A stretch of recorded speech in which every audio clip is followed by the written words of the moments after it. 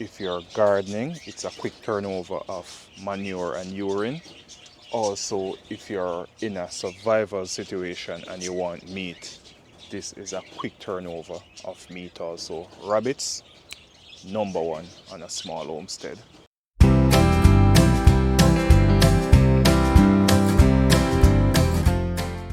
Hey guys, welcome back to the channel. If you're new, I'm Country Morrow and welcome. Today, I'm just gonna be doing some work under the greenhouse area, rear the rabbits. Not really some work, but just doing a small demonstration of my rabbit hutch setup. A few people had asked and I promise that I'll do a short video on it. Let's see how it goes today. When rearing animals, you have to prepare for them. So you have to get your living area correct for those animals. Do your research, know what's best for your situation, and then you can go ahead and do your design. But this design that I have, I'll be sharing it with you guys because I think this is perfect for most small homesteaders, or for every small homesteader. This design can be useful for you guys. So I'm just going to share it now. It's quite simple, it's clean, and it's effective. Firstly, I got the cages from Bass Equipment Co. This is a small family-owned business out in Missouri, but you can get your cages online from many other sources. But I chose to work with Bass because these guys, they're very professional. If they should ship the cages to you and something is missing, all you have to do is reach out to them. It's quite simple to get a hold of someone because it's a small family-owned business, and they will tend to your needs. These cages, they come in panel, broken down, but they come with all the tools and fittings necessary for you to put them together. Very simple. It takes about 10 to 15 minutes to get one of these cages together, ready to go. So the cage is one. When getting rabbit cages, ensure that the flooring, that's the wire on the floor, is about 14 gauge or less. It can be a 16 gauge, but that is if you're rearing small rabbit. If you're going for medium-sized rabbits like I have here, these are Tamox and New Zealand rabbit. These are in the middle. These are not like the Flemish giants and so that are very large. But even for the Flemish giants, if you're going to be rearing those rabbits, if you go for a 14 gauge wire bottom cage, that will be good enough for them. If you go for any higher gauge, which is going to mean a thinner wire for the bottom of the cage, when choosing the proper gauge for the flooring of your hutches, go for 16 and below. So you can go for a 16 gauge or a 14 gauge like what I have here. That will prevent a lot of foot problem with the rabbit. So it helps with foot health so that your rabbit won't be getting sore hoof or anything like that.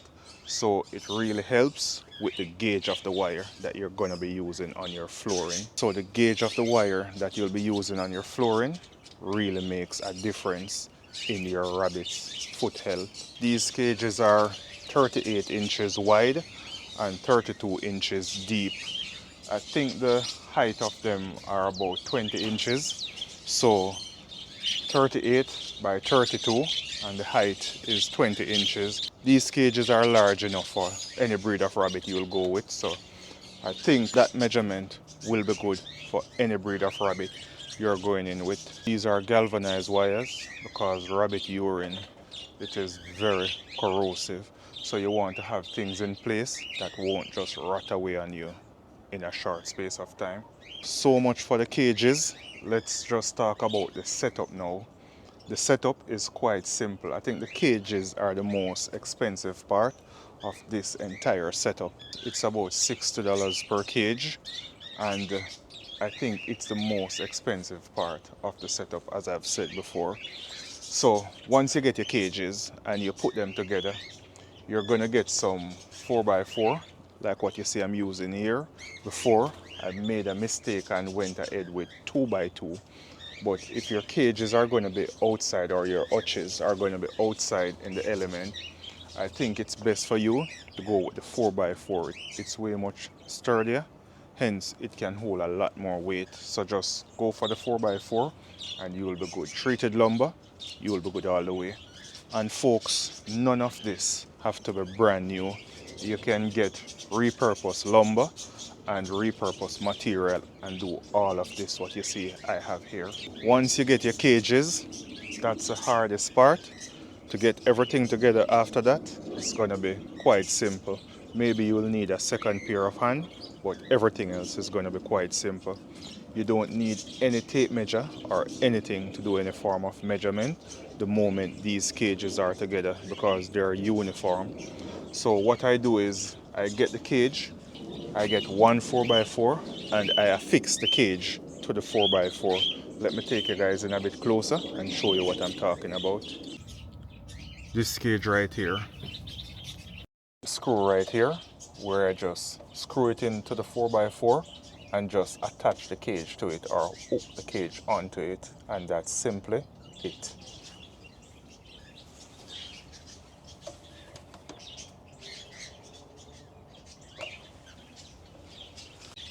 So once you start putting in your screws or nail and you start hooking the cages to it, everything will start to form. You'll get everything hooked up to the 4x4. The ones in the middle, you'll have to find a half and half medium for it, where both cages can be hooked to it so you don't use too much board. The beauty of this system is if you ever own rabbit or you know anything about rabbit, they are going to chew on board, so you don't want them to have access to the board or else they're going to chew it all the way out. The next important thing is going to be your feeding system. I find these J feeders to be very convenient. You don't have to interact with the rabbit. You just come, you open up and you pour your feed in and it goes to the animal. So you're not doing much of an interaction with these animals on a daily basis. Yes, you can come and pet them, but if you should be out of town and you ask someone to feed your rabbits or anything and they're afraid of rabbit, this is much simpler for them to come and get the job done for you. For any animal, we can't talk about food and don't mention water. So we have a gravity-fed water system for the rabbits, and this is what it's like. I need to open this up a bit, but this is what it's like. It's from a 5-gallon jug, which I'll show you guys in a few. I went ahead, hooked up everything, and it comes all the way down to a simple nipple inside these hutches that the rabbits just come, press on, and water is available to each rabbit. And I have one of this in every cage. This is the 5-gallon bucket where I store the water for the rabbit, and everything from here flows all the way to the hutches.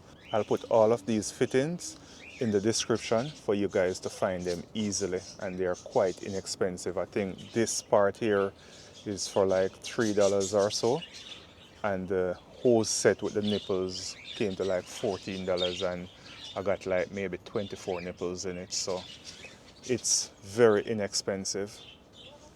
Next thing that we're going to be talking about is our catchment area. This catchment area right here, I know it looks like galvanized zinc to a lot of people, but it's plastic.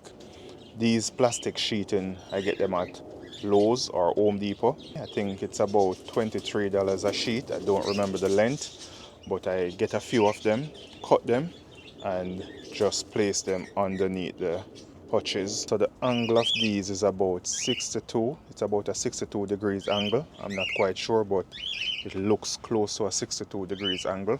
But just angle them in such a way that when the poop falls, it doesn't stay on top of these. It runs off right into your gutters. Talking gutters, I use these 4-inch pipes, and for the gutter I cut them in half.